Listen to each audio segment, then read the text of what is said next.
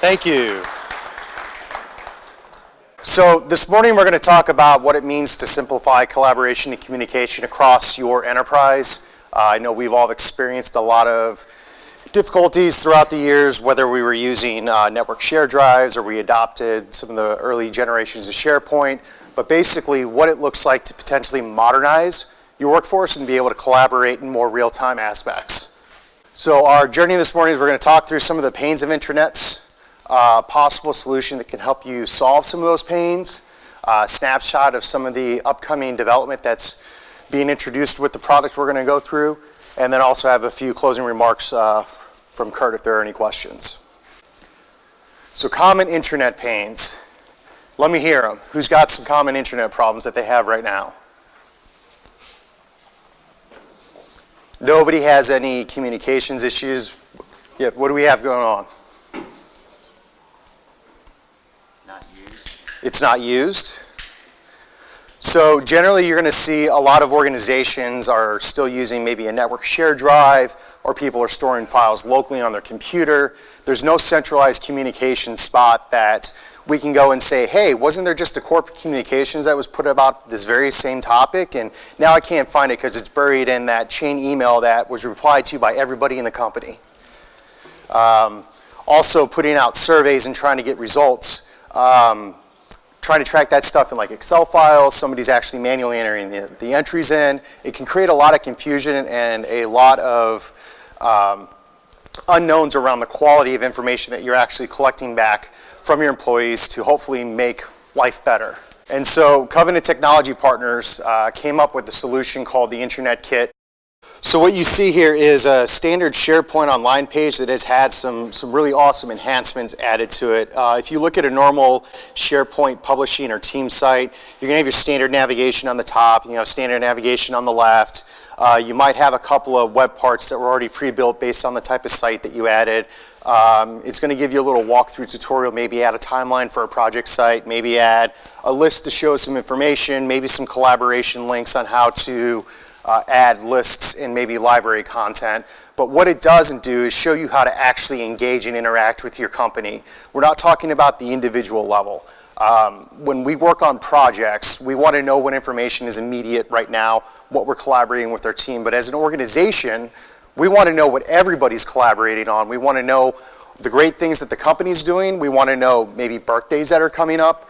Shoot, we might even want to just be able to search the company directory and find the most real-time information about my colleagues.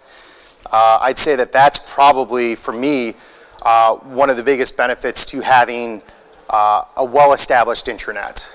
So when we go through here, you'll notice that we've got a couple of features working from the top down. The most noticeable thing you'll see is the icon on the left-hand side.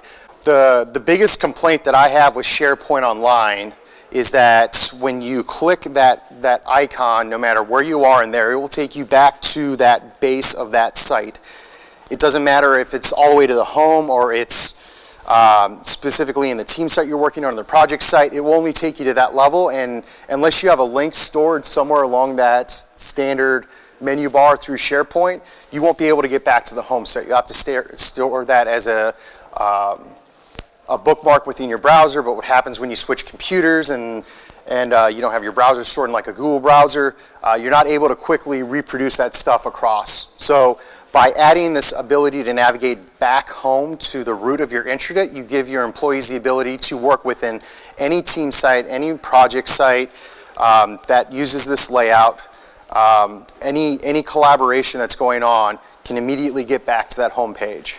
The next object you're going to see, the scope search. Who finds it difficult to search through their intranet right now to find content? I mean, let's be honest. Who actually has problems now or has had problems in the past finding things that they need that is relevant to the work that's going on? I mean, I'm suffering through that right now.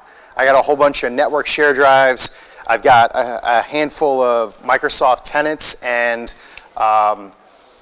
project sites and team sites that I don't necessarily have access to, even though I should, that we're working through. And it makes it really hard for me to have to go and grab a logo because we're working on this specific marketing initiative, and to actually collaborate with our service department because they're using this really awesome tool over here that the rest of the company could be using but isn't, because we haven't taken the time to really develop that collaborative environment. We have a lot of people that are doing a lot of great things, but it's not unified. What the scope search allows you to do is to quickly dive into the content of your organization with some pre-built filtering and trimming on the content that you're pulling back. So right out of the box, you're able to search contacts within your organization, and you're able to search the people or the people in the contacts. You could search wide open everything. You could trim down to conversations, videos. When we actually put some content inside of the search, it will add some refiners on the left side that will let you go down to say, who actually produced the content? Is it Kurt that made this project plan that I have to get a hold of? Or would it be Olia that made this awesome marketing plan that I can't see just natively right now? I don't know where to go find it. So I put that information in, I pull it back, and it's actually going to provide all of the content based off of the refiners that we put in, which is really cool. And it's built into the Intranet Kit so that when you hit search from the top, as long as you're inside of where the Intranet Kit's been installed, you can search any of the content there. Next, as we move through, while I am not a marketing professional through and through, I do have the privilege of managing some really great marketing professionals. And a big complaint of theirs and mine is that we can't communicate to the entire organization in a neat, organized fashion. Quite often it's memos saved as PDFs or Word docs going out to the company.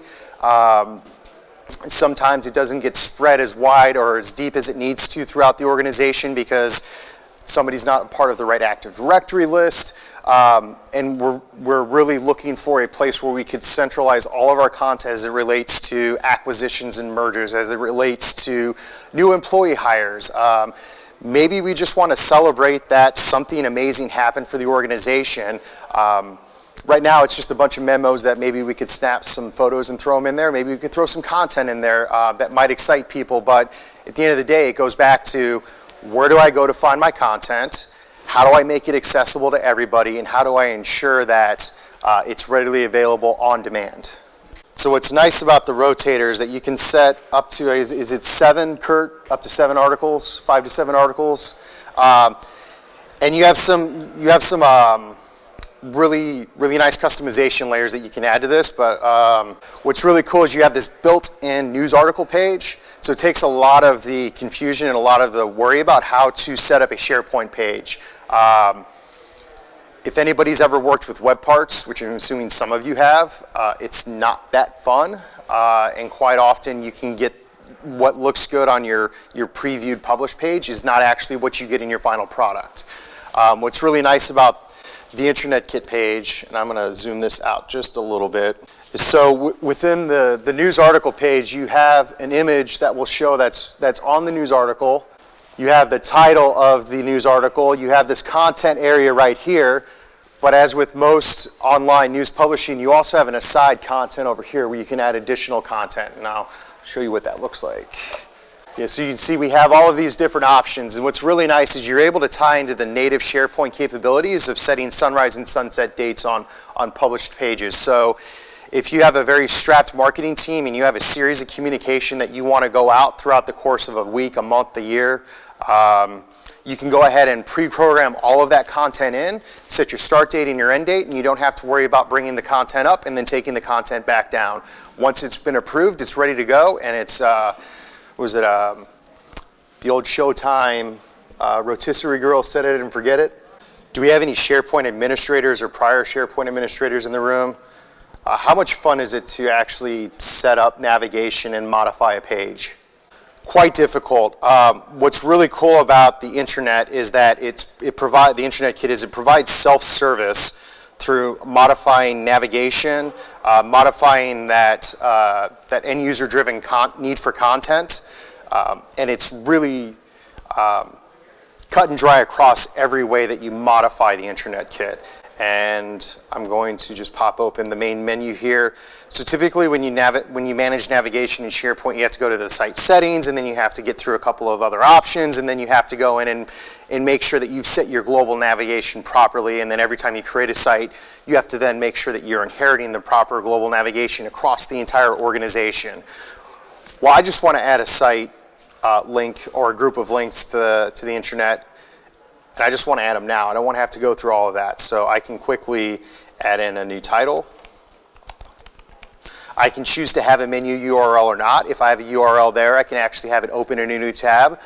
But what's really cool is you get that multiple layer of navigation right there readily available for you without having to go in and set multiple layers using term stores or anything like that, which is the standard practice in traditional SharePoint navigation. Normally that'd take probably 2 to 3 times as long per item to go and manage it through traditional SharePoint. What's nice is that you can use regular web links, or you can use any of the SharePoint links to get that content out.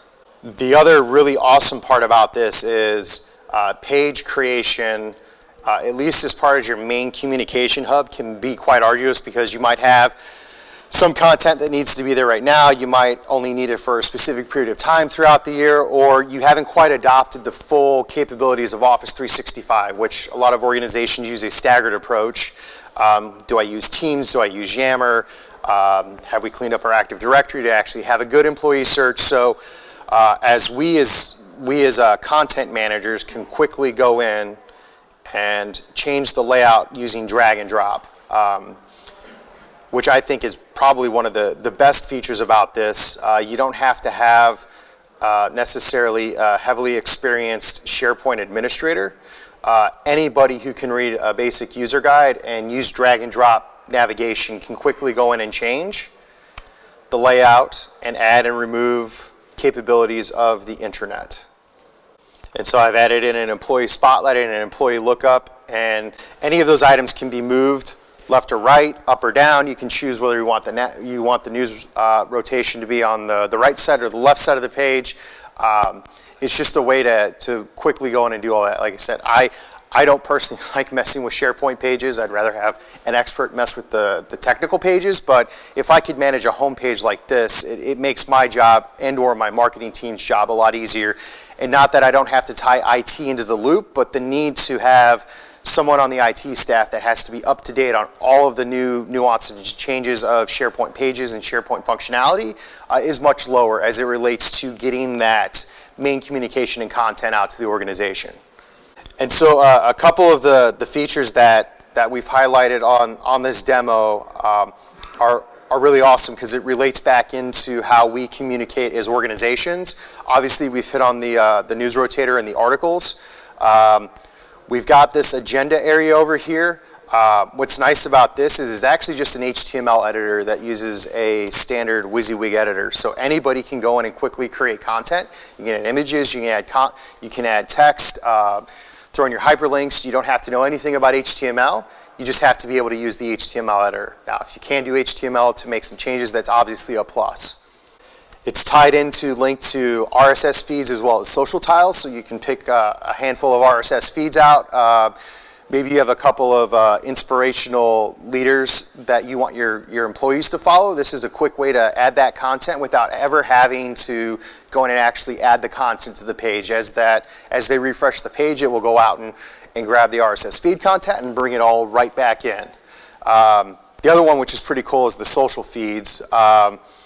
More and more organizations are using Twitter and Facebook and YouTube and LinkedIn to be more than just social networking hubs, but actually communication and outlets to say what their brand is and who they are. And by linking those into the homepage, it's a great way for organizations to ensure that their employees, even if they don't use Twitter or they don't use YouTube on a regular basis, they can funnel that content in for the end users. Of course, everybody wants to know how bitter cold it is outside right now. I personally set it to somewhere warm when I was working for Covenant. That was just my preference.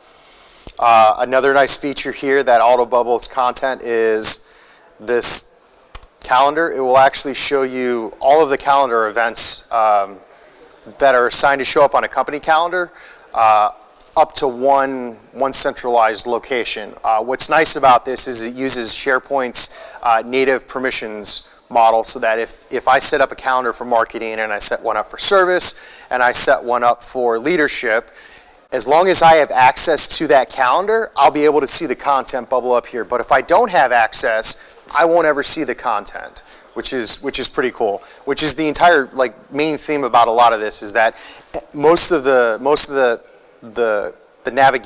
bubble up content as it relates to coming from SharePoint is all using your existing SharePoint permissions groups. And one of the last soon-to-be released features that they've added to the intranet is actually a SharePoint list viewer. So if you, we have a specific use case in our organization where the primary receptionist sends out who's out of the office for the day, and we might get 2 or 3 or 4 or 5 or 7 emails as people email and say, oh yeah, I'm out of the office today too. Well, what if we could have a centralized location where somebody could just say, I'm out of the office today, and set the dates that I'm out? Well, then we could just have a list view, populate that content, and don't have to worry about